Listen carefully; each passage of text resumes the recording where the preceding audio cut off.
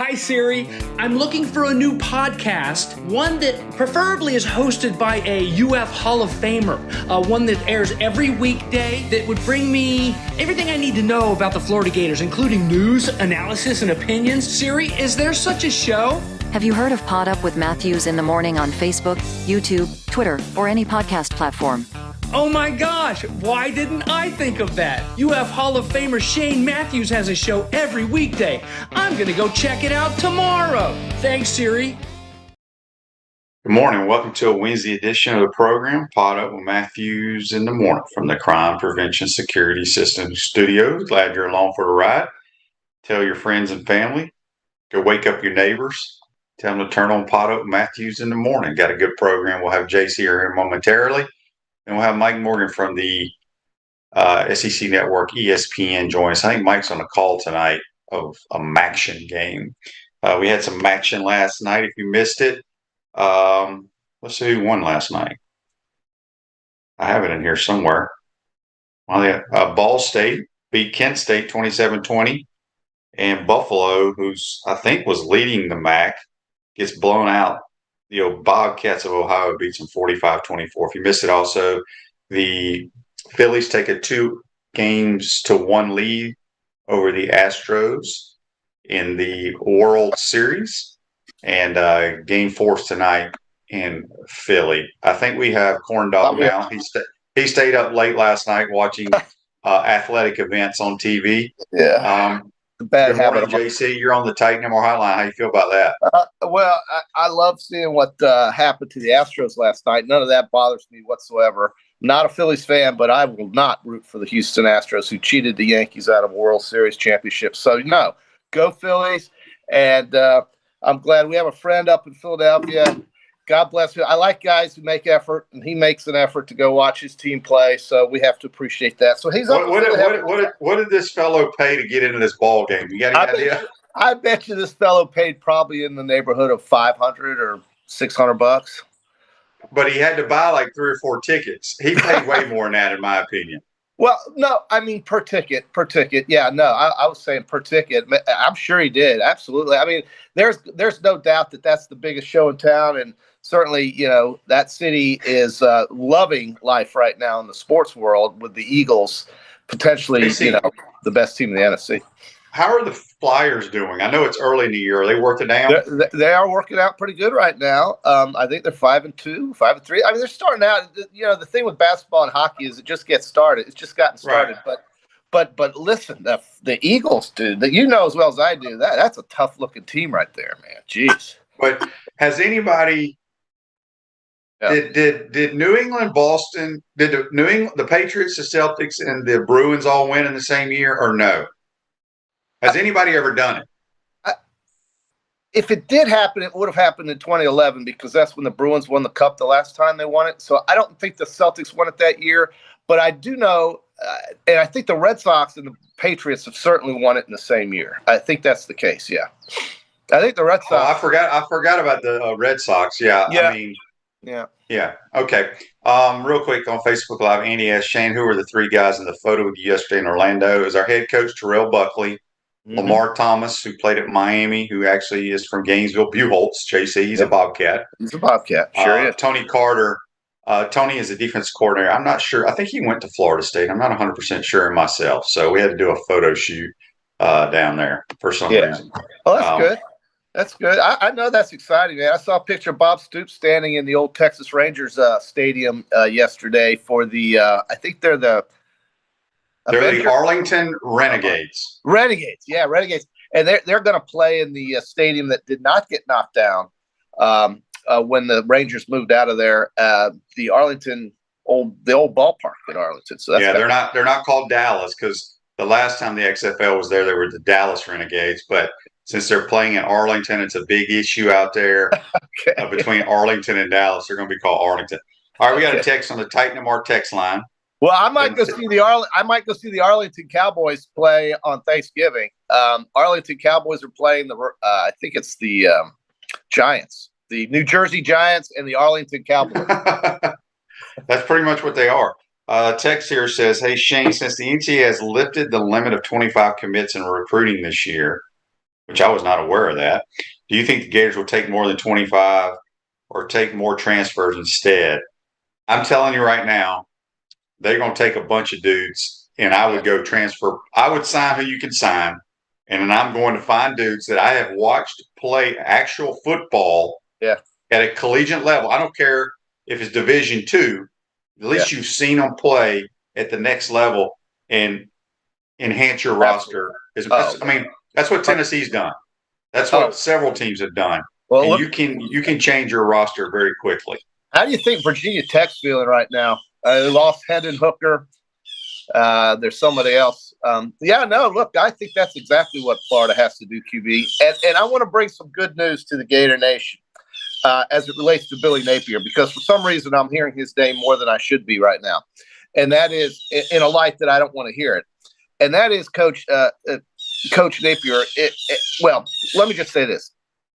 There is a way to do it nowadays where rebuilding your program, getting your roster the right way, and winning football games can come a lot sooner than it used to in the past. And we all know why. It's the transfer portal is the biggest reason. But let's look at some examples. There is hope, okay? Look at, of course, at Tennessee. That's the biggest example. Josh Heupel in year 2. Let's look at Illinois. Brett Bielema could win the Big Ten West in year 2. Let's look at Baylor. Right here, these guys, Dave Aranda, very good program. This program was in the toilet. I mean, it was so bad. And Dave Aranda, in his second year, wins the Big 12 Conference and wins the Sugar Bowl. How about TCU? Sonny Dykes, this year, his first year, he has got a top 10 team with a team didn't even go to a bowl game last year. TCU didn't even make it to a bowl game, and here's Sonny Dykes with a top 10 team that could win the Big 12, just like what Aranda did at Baylor, except Sonny Dykes is doing this in year 1. So things can happen and happen quickly, and I think that's what the hope should be here at Florida. Yeah, I mean, the transfer portal is going to be crucial for sure. This text here from an anonymous texter, he says, Napier says the same thing every press conference. Very boring. He will be gone sooner than the Auburn coach.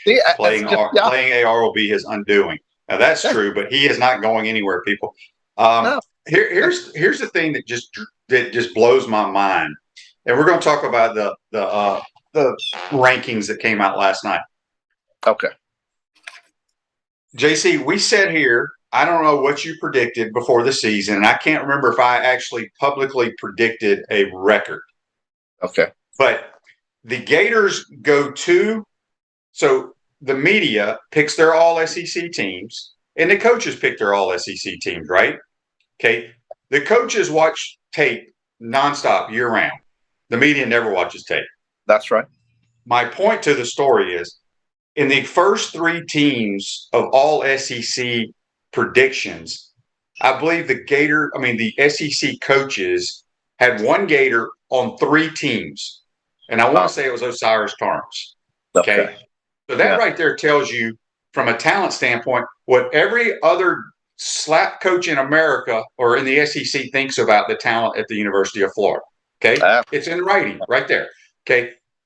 If I'm not mistaken, I said if Billy won 7 games, I felt like he would be up for Coach of the Year. Now, that's kind of a dumb statement, but where I was going with it is that's how bad a football team and roster we have. To get to 7 wins would be a miracle. Obviously, Josh Heupel has that wrapped up. But he does. I don't know what people thought this team was going to be. Well, QB, we had a guest on the show that thought they were going to win 9. And he does a lot Who was that? He did a lot of recruiting work. The young man from Jacksonville, his name escapes me. He predicted 9-3. You had him on one time. Nice guy, but I think he's from Jacksonville. But the thing is that I agree with you. I don't see where people saw this team getting more than 7 wins with that schedule, even in spite of the fact they had 6 of their first 7 games at home. It's all about the players on the field, right? I mean, it's about who you can present out there. And I think it's pretty clear that Dan Mullen, like Brian Harsin, failed in the recruiting aspect of his job. Okay, Brian Harsin's recruiting was so bad. Auburn is dead last in the Southeastern Conference in recruiting rankings. Dead last. It cost Brian Harsin his job because he couldn't get the right players out there on the field. It's not because he doesn't know football. The guy won at Boise State. Okay, he's won football games, but he couldn't get it right at Auburn because of the recruiting angle. And that was the biggest concern I think a lot of people had was, how is this guy from potato country going to come down here to Southeast Alabama and mix it up with the good old boys and get players from against, to play for Auburn, competing against LSU, Georgia, Alabama, Florida and Florida State and LSU on the recruiting trail. It just didn't make sense. The whole hire didn't make sense, in my opinion. So it's not like Brian Harsin just forgot how to coach football, QB. I mean, the guy won at Boise. He knew. No, I know. The Auburn job could be the most difficult job in America because there's so many it is. Fish in the sea running the program. And until Oklahoma, right, you're right. Too many cooks in the kitchen there. But that's what I mean. Not too many fish in the sea.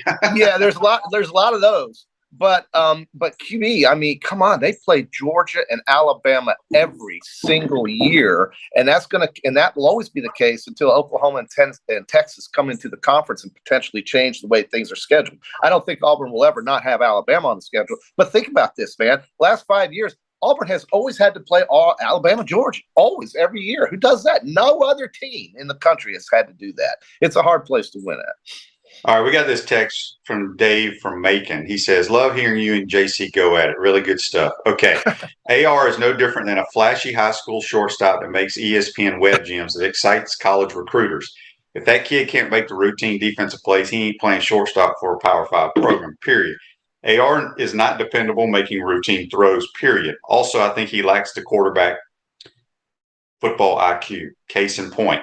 Go back to Kitna's debut. He demonstrated the ability to complete passes that should be expected from a college quarterback at any level.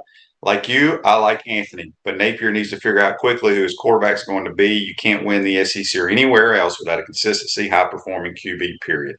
I agree 100% with everything he stated. I mean, and with that, I want to add that I have in the last 2 weeks, that we need to see more of him playing. And I want to see it in these last 4 games. I can't imagine why you wouldn't do that.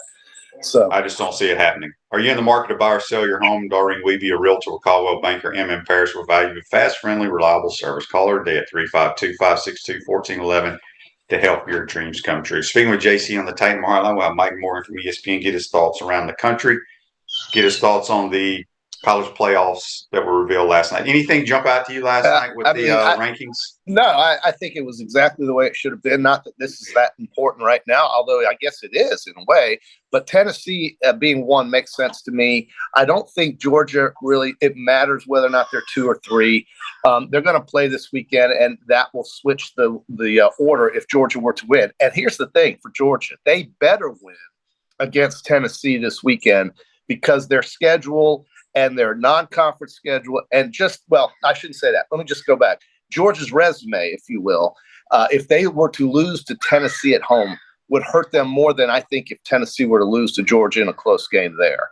And even though that gets Tennessee potentially out of the SEC championship game, it could allow them to still be 11-1 and make it into the Final Four. Some other things happen. So Georgia, on the other hand, I don't think would make it at 11-1 without a trip to Atlanta.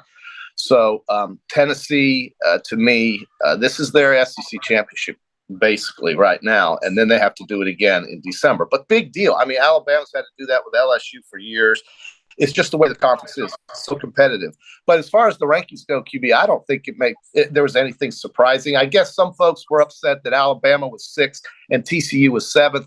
Again, that's just not that important right now. You can't look at teams and think that all schedules are the same. Everything is not as balanced as I guess Joey Galloway wants it to be. TCU will be there if they win the Big 12. I believe that. I believe they will be in the top 4 if they win the Big 12 conference. I really think that's the case, especially if they go undefeated. Yeah. I just I'm jumping ahead to next week because, let's just say Alabama. I think Alabama is going to beat LSU in a close game. And then everybody talks about Alabama going to Oxford next week, and it's for the West. It will be a bloodbath. I'm telling you right now. JC, have you looked at I looked at Ole Miss schedule just because, remember, I told you on Monday how weak it was. Listen to who they beat. Okay. They beat Troy. They beat Central Arkansas. They beat a bad Georgia Tech team. They beat a bad Tulsa team. They beat a bad Kentucky team, which they were very fortunate to win that game. Shouldn't have won that. They had to come from behind against Vandy. They beat a bad Auburn team who Auburn put 34 on them. And then they got clobbered by LSU. So my point is, they could lose, and then they beat A&M. But they could lose their last 3 games. They could lose to Alabama, Arkansas, and Mississippi State. Easily. And, I get it that CBS wants to do the game from the Grove. Why wouldn't they, right? They have the reason to now at 7-1. But you're right. Mississippi has been kind of a darling of mine this year because I didn't think they would win even 7, or a lot of folks didn't think they would win 7. But I just love Lane Kiffin. And I think Auburn has got to look hard at a $100 million type contract to get him to come to Auburn. If it's not going to be Lane, it's got to be Hugh Freeze. Forget about the past. Just get that program back off the map. I don't know why Lane would leave. He's making $7 million at Ole Miss with no pressure at all. No, that's true. But don't these guys want to be in the place that gives them the best chance to win? And I just think Auburn's job, although it may be harder to win, if they do win, it just to me the Auburn job is a little bit more prestigious than the Ole Miss job, QB. No, and I see what you're saying. Life is good in Oxford. Let's face it, he can do no wrong there. I totally get it, but you know how coaches are, dude. They want to do it and they want to win, and I think he feels like he could win faster at Auburn. Win it all faster at Auburn maybe than he could at Mississippi. I don't know, maybe not, but I think Auburn's got to throw a number at him. And here's the thing about Auburn, dude. They are about to pay out close to $50 million for these last 2 coaches that aren't even there. $50 million. And, when John Cohen was named athletic director just the other day, coming from Mississippi State, we all knew Brian Harsin was gone. He's not going to keep that guy. Obviously, they weren't going to keep him anyway, but I didn't know they were going to fire him now. Although, why wouldn't you, right? So, I don't know what John Cohen's got in mind. He's kind of a strange hire to me because, look, you got Joe Moorhead and then you got Mike Leach. Could there be 2 different guys to hire?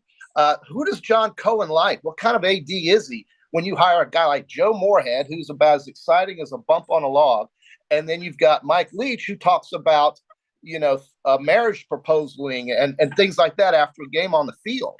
So, and dinosaur arms and things like that. So it's a strange hire, but I guess they believe in John Cohen. That's going to be their guy because he's going to have to hire the next coach. Josh has a question on Facebook Live brought to you by Mel Law. It says, Shane, what type of QB do you think would be the most effective in Napier's offense? One that throws completions. Yeah. It's as simple as that. Because here, listen. So people get caught up in all this dual threat. We need a running quarterback. Okay. I'm going to tell me if these are running quarterbacks. Georgia's quarterback. No. Tennessee's. No, not really. No. He will run when he needs to run. There's nothing wrong with that. Ohio State. He's a pocket guy. No, CJ Stroud. Michigan. No, I don't think so. No. Clemson. Oh, they'll call some runs, but they're not. Right. The guy's not running more than 10 times a game. Alabama. No. Bryce Young shouldn't run, but he can. That's not what I asked. Okay. No. When these people talk about these dual threat running quarterbacks, they're talking about design runs. No. Alabama does not design one run. No. He's pass first. Don't question. TCU. No. Oregon. Bo Nix. God, I don't know what. No. Okay. Caleb Williams at USC. No, not really. They're all throwers. That's my point. They're all throwers. Yeah. No, listen, Kenny, this is why I want to see the other guy play, because he's a thrower. Yeah. So, and that's what drives me crazy when everywhere I go, man, we need to design some runs for him. I don't know any coach that runs an offense unless you're an Army or Navy that's drawing up run plays for their quarterback. It was Paul Johnson at Georgia Tech. That's the last one. That's what they did, right? Yeah. All right, so back to the 14 playoff, or the 14, but the playoffs. Yeah. It's just fascinating to me, and I can't wait to see this game. I'll have to watch probably the second half on the plane ride back. Yes. The Georgia-Tennessee game. So you got the number 1 team in America that's a 9-point underdog to the number 3 team in America. Exactly. Okay, does that make any sense? Right. No, I mean, it's just the belief that Georgia right now is the best team in the country in spite of what the rankings say. They're doing the rankings based off resume, QB. It's totally based off resume, and Tennessee's getting the benefit of that doubt right now. And I don't think there is any doubt. They do have a good resume. But let's see what happens outside of Neyland Stadium. You know, when Tennessee runs offense, dude, they got guys spread out so far outside the numbers. They do bunches. They do all kinds of different things that are hard for defenses to communicate and defend against. And I don't know if that's going to be a problem for Georgia because they're the home I don't team. think it will. I think if you're going to have anybody slow them down, this is the team that will do it because I think Kirby and Will are as good as anybody in America. They are the best. And I think Georgia has always shown with Kirby Smart a much different type of tenacity and a much better defensive team than what Mark Richt presented, without a question. And when Alabama had Kirby Smart, they too were better on the defensive side of the ball. Nothing against Pete Golding because he's won a national title there, but Alabama was better when Kirby Smart was the defensive coordinator. I think it's pretty obvious. So, look, I agree with that. I think they're 100%. You're 100% right. It's going to be a fascinating game. Think about this, QB. Florida, Texas A&M at noon, a couple other games. You got Tennessee and Georgia at 3:30 with a couple other games. You got Alabama and LSU at 7 o'clock with Mississippi State playing at 7 and Michigan playing at 7. It's just going to be a fabulous day of football on Saturday. Coach Odom says here on Facebook Live, brought to you, he needs to be watching tape and not watching my show. He says, Ole Miss is getting the most out of that team. Auburn's not a better job than Ole Miss. Expectations can only play who is on your schedule, but you're probably right. Yeah. I love Lane. I love Lane, but I don't think they're a very good football team. They're winning their games. Coach Odom, go get those pioneers right. Go watch. I love Coach Odom. I would just say that, listen, Auburn's had, a little bit more success in the SEC than Ole Miss, but and certainly has won a national title here more recently than Mississippi. Mississippi hasn't been to the SEC championship game in 60 years. Now, I don't know if that. Well, they've never been to the SEC championship game, JC, because they didn't have it then. They didn't win the hell are you talking about? Well, you're correct. They did. What I should have said is they haven't won the SEC in 60 years, as long as you've been alive. I know they won it back in the Johnny Vault days. They have some of those national championships that like Alabama claimed too. Yeah. All right, so we got another text here. Tighten them our text line. Says if Trask was our QB this year, we'd be undefeated. I don't know about that. Well, the defense, he doesn't play defense, does he? No, but even when Trask was the quarterback, we had no defense either. Yeah. No, that's true. It's just different. When you can operate an offense and throw completions, who knows how the outcome. Well, all right, Daryl says, Florida's an elite school. Why can't we recruit an elite passing QB? We keep getting these project QBs. Okay, so it's just the game of high school football has changed. So let's go back to Tennessee. They have an elite player, probably going to win the Heisman Trophy. Let's remember, he started at Virginia Tech.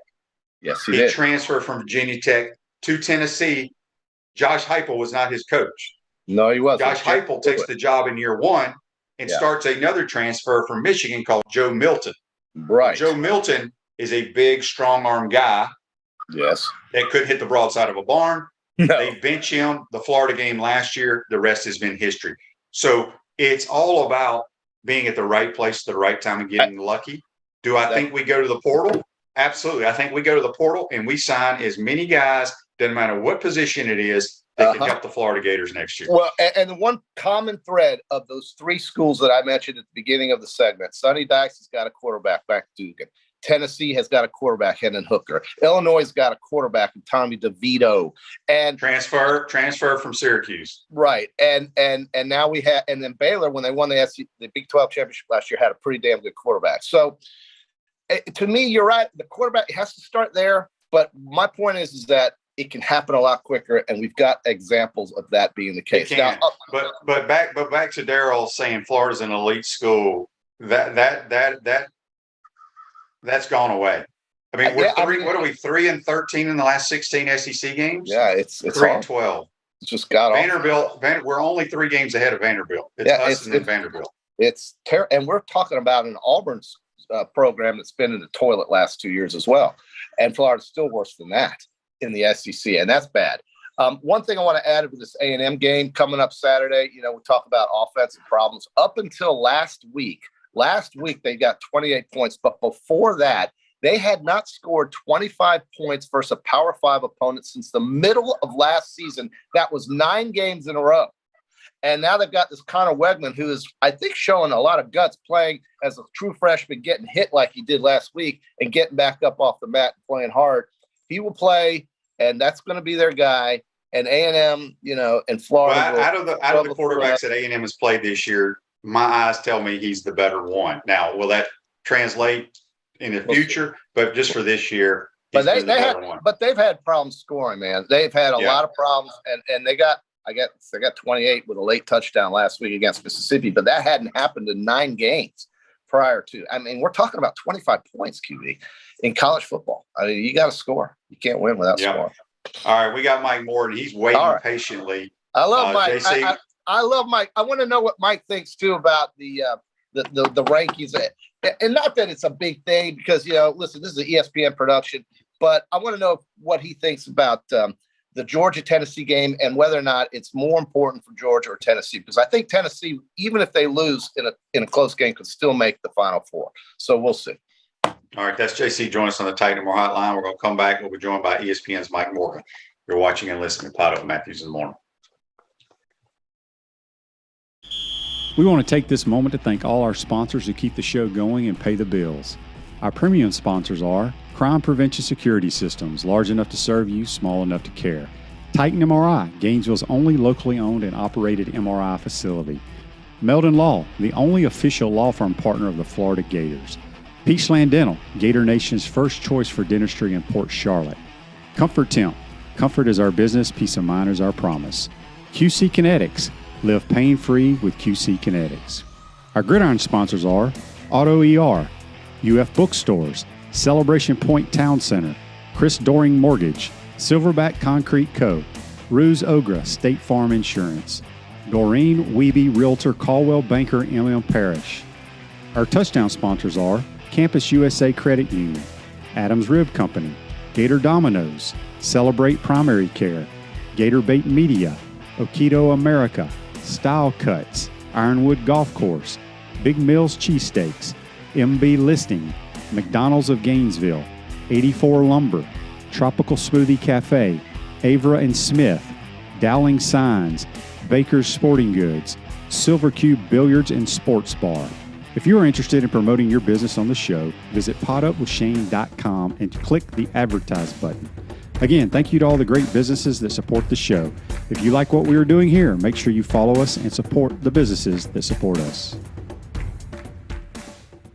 Pro football legend Emmitt Smith understands your joint pain. It does not surprise me that there are a ton of people out there that's in pain. That's why Emmitt is such a proponent of QC Kinetics, offering real lasting joint pain relief with non-surgical, all-natural biologic treatments. Whether it's a joint pain, ankle pain, shoulder pain, neck pain, back pain, hip pain, any kind of pain, the body eventually will break down when it's under that much stress. That stress can cloud your judgment to the point that you'll just say yes to the scalpel or yes to another prescription of pain pills. But maybe it's time for a second opinion from QC Kinetics. The reason why I would recommend this is because the natural biologics that QC Kinetics is providing you gives your body a chance to naturally heal itself. Restorative, regenerative solutions are here. Get lasting relief and live your life. Call QC Kinetics 352-400-4550. That's 352-400-4550. QC Kinetics 352-400-4550.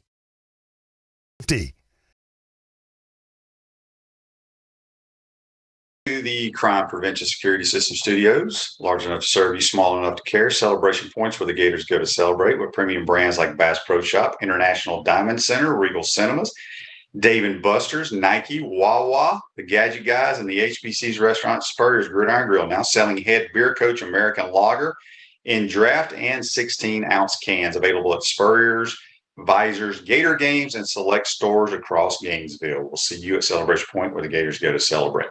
We're now going to go to our Titan MR hotline, and we're joined by ESPN's Mike Morgan, who is coming to us live from a hotel. He has a call and a game tonight. Got a busy week ahead of you, Mike. How are you, my man? I'm doing well. Yes, I'm I'm talking to you from the very best that Holiday Inn Express can offer in Bowling Green, Ohio. We're doing some action tonight. It's that time of year. So we've got Bowling Green, Western Michigan tonight on ESPN2. Cole Kublik, Quint Kisnick, and I will have the call. Obviously, it's a change of pace, but I enjoy it every year because here's the thing about the MAC that you got to know. Obviously, it's unique that they'll play any day, any time because they're smart. There's no other TV windows going on. So we'll have an audience that they'll never have on a Saturday. So you got an exclusive audience because everybody's craving football no matter when it is and where it is. The other thing that's interesting about it is, unlike almost every league in college football, it's not cliche to say that going into any year in the MAC, anybody can win it because there's no team that has like a huge advantage in facilities or recruiting budget. It's almost like coaching high school ball. You're all working on the same level. And so you really find out what coaches can do because your Jimmies and Joes are on the same level playing field as their Jimmies and Joes. You got a couple former quarterbacks as coaches and Scott Loeffler and Tim Lester. Loeffler's been everywhere, NFL, Michigan, Coach Tom Brady. That's right. He was at Florida for 2 years. Yeah, as a quarterback's coach. You're exactly right. So anyway, I enjoy these games just as kind of a one-off from time to time to mix it up. You know what's interesting? Because I'm that guy who wants football every night, and I love when the action starts on Tuesdays and Wednesdays throughout the week. But it's still amazing to me that I know people around the country enjoy watching it on TV, but they still can't get good attendance on a weeknight for some reason, it seems like, in those games. Yeah, I mean, and the coaches talk to us about that. So it's the ultimate trade-off, right? You know, when you play a Tuesday, Wednesday game, your attendance is going to take a major hit because people got jobs, people got class, people have all kinds of things. So you're giving up attendance for TV exposure. And that's not unlike what we see in bowl games, right? People are like, well, how's that bowl game going on when half the crowd is empty? And the answer is because it's a made-for-TV event, because the TV, that's what drives the bus in almost all situations. So they do get hurt in attendance. It's not going to be your typical crowd. I will say this. It's going to be like 70 degrees today. Now, by the time we kick it off, it'll be about 62. Every other MAC game I've done this time of year, it's like 10. It's freezing cold, man. I didn't even pack a jacket. So maybe we'll have a little bit better numbers tonight. Yeah, no doubt about it. You said you're on the call with Cole Kublik, who's a Auburn grad, if I believe, played ball there. That's Can right. you give us any scoop now that Brian Harsin is out? Where's he leaning? Who do he think the Tigers are going to hire? I talked to Cole about it. I mean, Cole, much like you, Shane, I mean, people probably assume you know every Florida move that's going to happen because you're an alum and you're right there in Gainesville. But obviously, they don't let you in on the meetings, right? I mean, like when they made the hire of Billy Napier and said, Shane, what do you think? Do you think we should go with Billy? But he thinks that the wish list undoubtedly is Lane Kiffin, Hugh Freeze. People are talking Deion Sanders. I don't think he's got him in his top three. I think Lane is number one. Hugh Freeze is number two. He might have mentioned Bill O'Brien. I can't remember who the third was when we talked about it. But the thing he always talks about with Auburn that is somewhat unique. I mean, every school's got their booster and their power group, but Auburn just takes it to a whole other level. It's just like a bunch of islands without bridges that all want control and at times seem to have control over what's done. And if you remember, like I just had Miami, Virginia last week, and Kevin Steele is the defensive coordinator at Miami. Kevin Steele is the guy that the Auburn Boosters wanted as their head coach. They never wanted Brian Harsin. They said, you're going to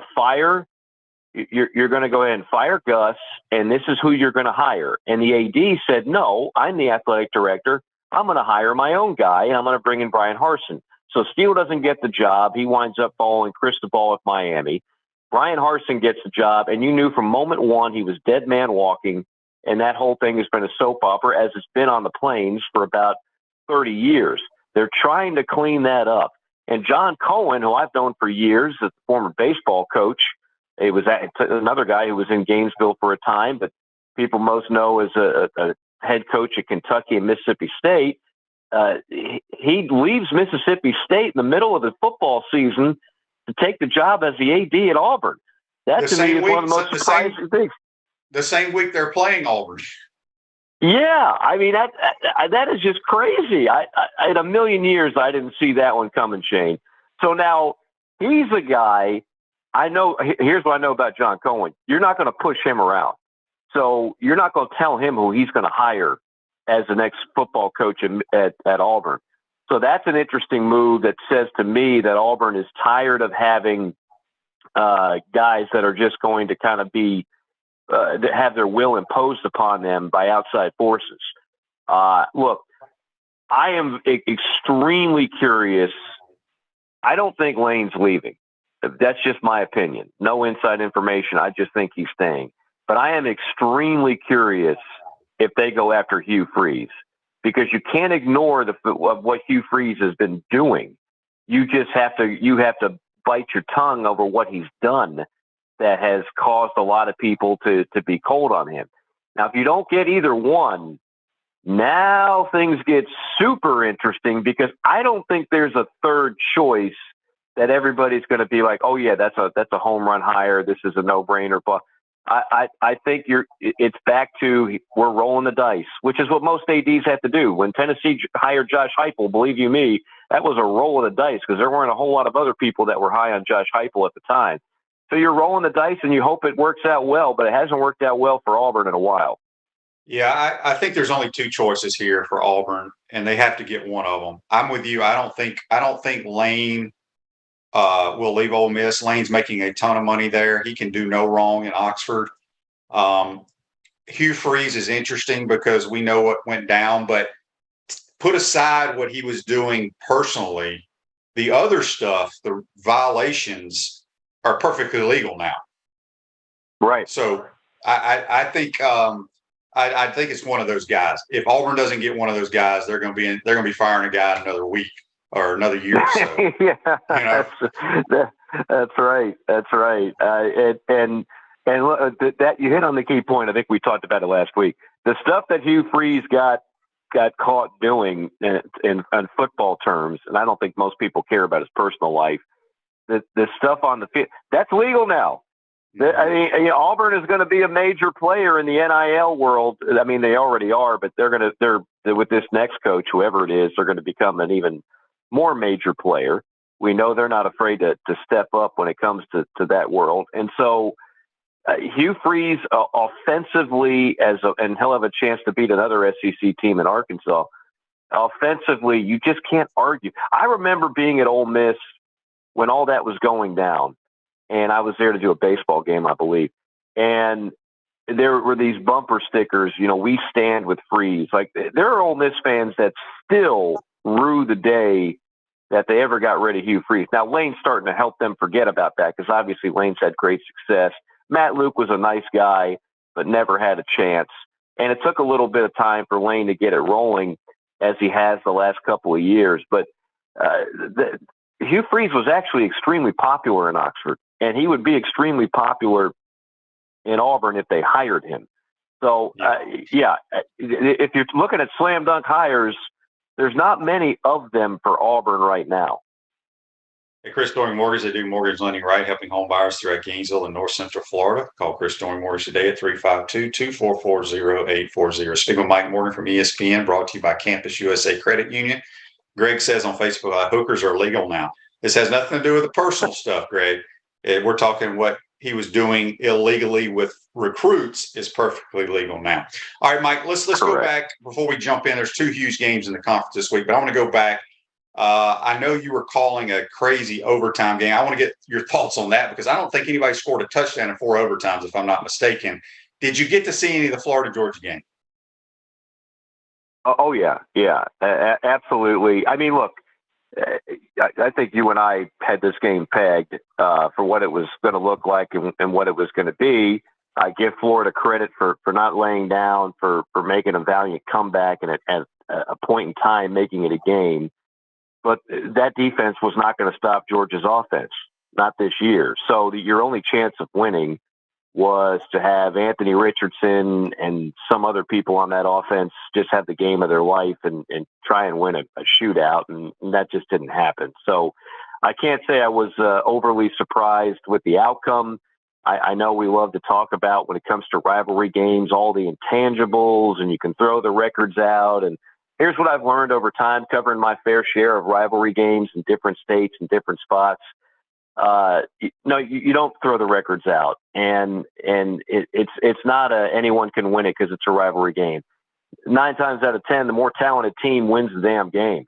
And right now, Georgia's just at a different level than where Florida is. There is no question about that. All right, so let's move ahead real quick. This weekend, Alabama is going to Baton Rouge. I think Alabama's going to win a close game, but I think LSU is going to give them some fits. Your thoughts on this game? Pretty much the same. I think it's going to be a competitive game. I give Brian Kelly credit that he hit a couple of bumps in the road this season, and in typical overreaction mode, a lot of people just wanted to bury LSU, but he's kept them together. That's the difference this year compared to the last couple of years, is that he's had to deal with a little bit of toxicity in that program, but he's not going to put up with nonsense. He's just not. And so he's going to keep teams focused. He always has. And they're going to be playing competitive ball throughout, and they have. And so, this is a huge game. They will have no problem getting up for it. Look, the way Jaden Daniels is playing and the way Alabama's defense has been susceptible to big plays, there's no question LSU can score points in this game. I just think Alabama's a little bit better, and I think now that Alabama's got their wake-up call and they know they got to win out, this is when Nick Saban is at his best, and I just think Alabama will be too much for him. Yeah, I agree with that. All right, the big one in Athens. I've seen both of these teams in person. We all know, everybody in America knows how good Tennessee is on offense. I can't wait to see what Muschamp and Kirby try to do to slow that down. But I think the difference in this game, and I think Georgia's going to win it. I may be the only person in America that thinks that. I just think the line of scrimmages on both sides of the ball are night and day. Now, Tennessee may show up and play outstanding on the O-line and D-line, but what I've seen in those two games that I've witnessed, I just think Georgia is too strong, too big, too powerful at that position and can wear Tennessee down, maybe stay on the field. I don't know what their plan is. But, again, the boys in Vegas, have you seen the line on this game, Mike? I have, and I'm shocked. Yeah, so I mean, look, they don't build those big ass hotels and arenas and stuff out there just to give money away. Something ain't right here, right? Yep. I was talking with my friends last week on a show I do in Columbia, South Carolina, and of course they were riding high after the wins against Kentucky and A&M, and they had little old Missouri coming to town, and it was just like, well, this will be just a homecoming type game. I said, those guys in Vegas, for some reason, only have it a 3.5-point spread. Maybe they know a little something that Missouri is bound to get one of these type of games. The point being what you said, when a line jumps out at you like that, and it jumped out at me the same way it jumped out at you, like, wait, what? That's almost a double-digit spread. Tennessee's number one. I mean, how could this possibly be? Yeah, some of it's home field advantage, but it's more than that. They are looking at some of the things that you are looking at that people aren't talking about, which is the non-glamorous positions, which is the line of scrimmage. Because Tennessee, we know they got a lot of toys to play with on offense when it comes to receiver. We know Tillman's back for sure, by the way. That to me is a factor as well. I know there are other receivers that stepped up, but they've got a Heisman Trophy candidate. They've got running backs. but maybe on the line they're just not quite where Georgia is yet. And while Tennessee's defense has certainly picked it up, maybe this is finally the game where they're reminded you're not there yet. Like at some point, all that damage that was done before Josh Heupel got there, right? Having to play with 60-something scholarship players, having all those kids transfer out, having all the recruiting interruption, because it wasn't like they had a banner recruiting class in year one under Josh. At some point, that has to like hurt you a little bit, doesn't it? Because it hasn't yet for Tennessee. And I think that what the guys in Vegas are thinking, this is when the chickens come to roost, this one game. And so that's why the number is as big. I think Georgia wins the game. I think people have kind of forgotten how good Georgia can be, if that makes any sense, because quite frankly, they haven't played much. I mean, who's their biggest win of the year? They had the big one against Oregon in week 1, which I still think is probably going to cost the Pac-12 a chance at the playoff. I know a lot would disagree with that, but they don't have signature wins against the Western Division. So this is the game where Georgia can remind everybody, yeah, we're the defending champs for a reason. We're better on offense this year. We're still pretty damn good on defense. And we just knocked off everybody's darling team in Tennessee. Yeah, so I mean, I think I love the story of Tennessee. I look at it, and it's funny to me how they say they've beaten all these ranked teams. Okay, well, for some reason, the media folks thought the Gators should be ranked when they played Tennessee. Pitt ain't worth a damn. I know these teams were ranked when Tennessee beat them. I get that, but it goes to show you that those teams were not very good.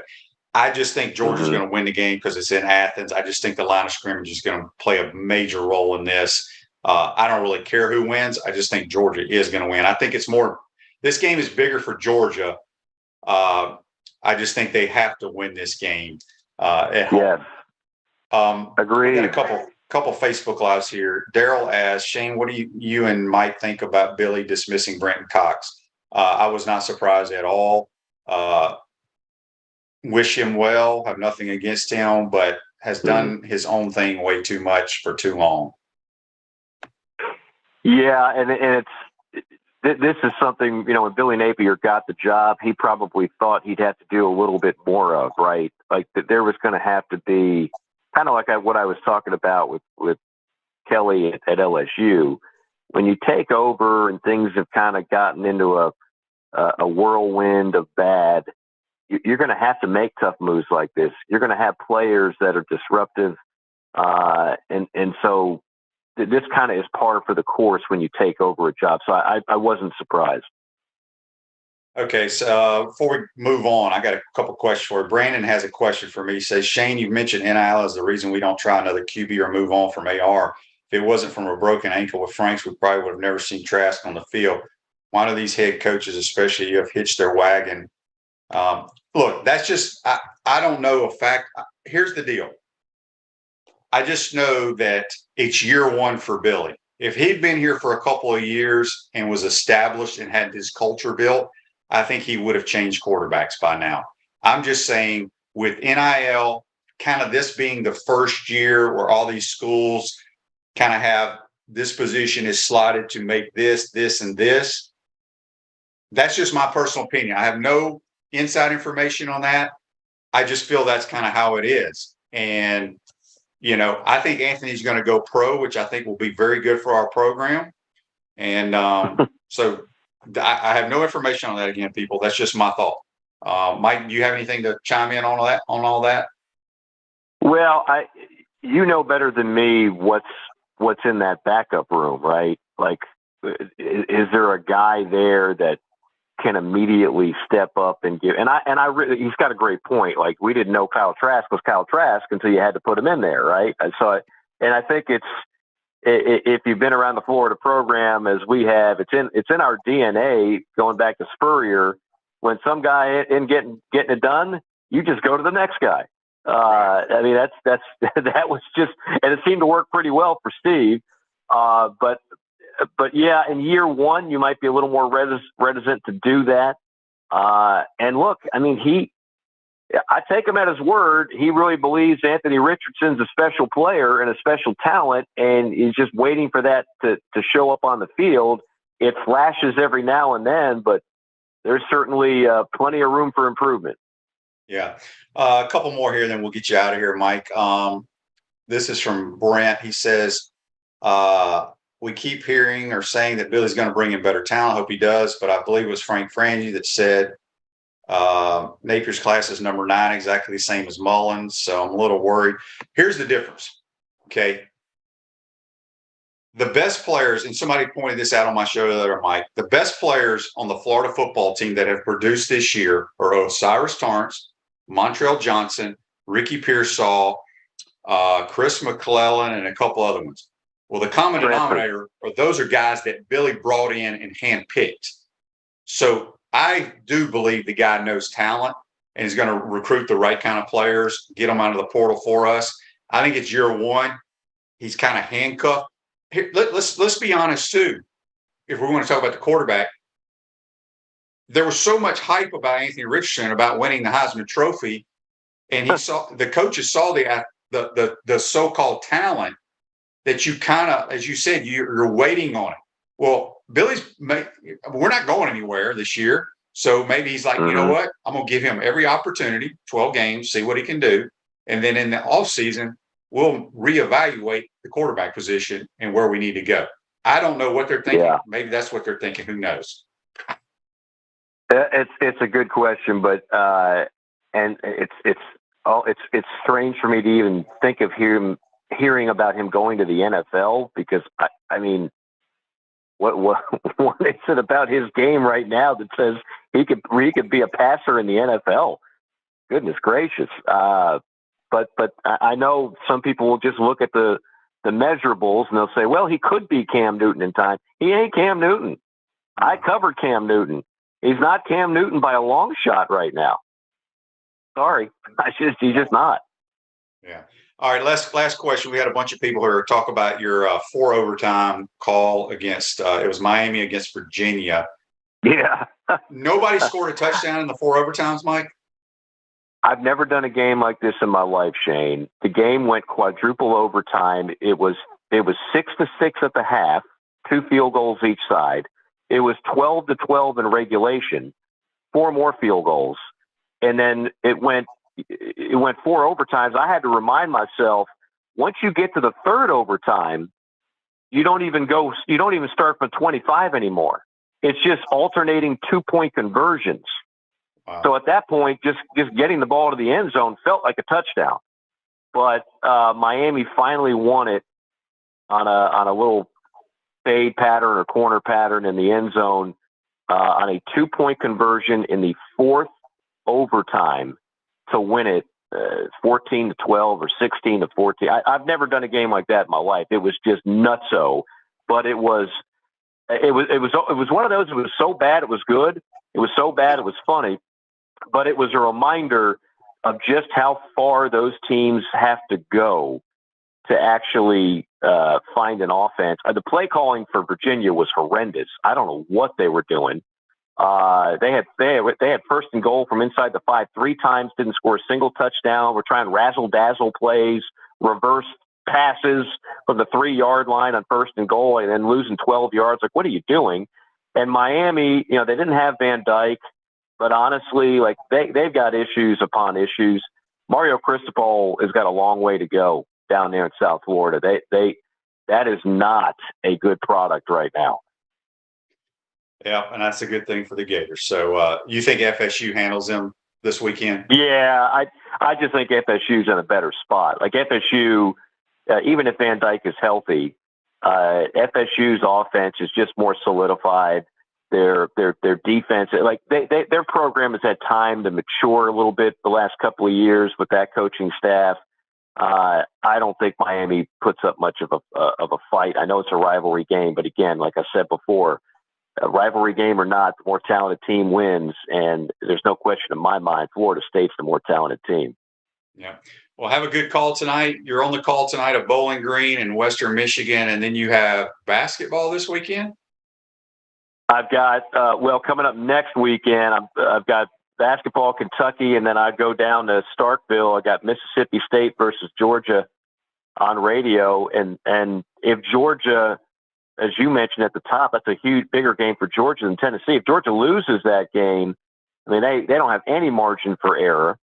And if they win it, they could conceivably still lose in Starkville, but you don't want to go that route. I think that's going to be a great game. People are still kind of forgetting about Mississippi State. Mississippi State at home on a Saturday night will be good enough to beat Georgia. I think that'll be a very competitive game. Yeah, should be fun. Mike, we appreciate your time. Have a good call tonight. We'll talk to you soon, buddy. Thanks, Shane. Always enjoy it. Be well. Yeah, that's Mike Morgan, brought to you by Campus USA Credit Union. Rizoga State Farm offers a team of dedicated insurance professionals ready to help life go right with the right insurance options for you and your family. Visit ogreinsurance.com. Give them a call, 352-240-1779. Hope you enjoyed today's program, folks. We're going to get out of here. Make sure you tune in tomorrow. We're going to have Brent Beard talking more college football. We'll also have Chris Harry breaking down the Gator basketball scrimmage, what his thoughts are after that last night. Have a great day. See you tomorrow. Take care.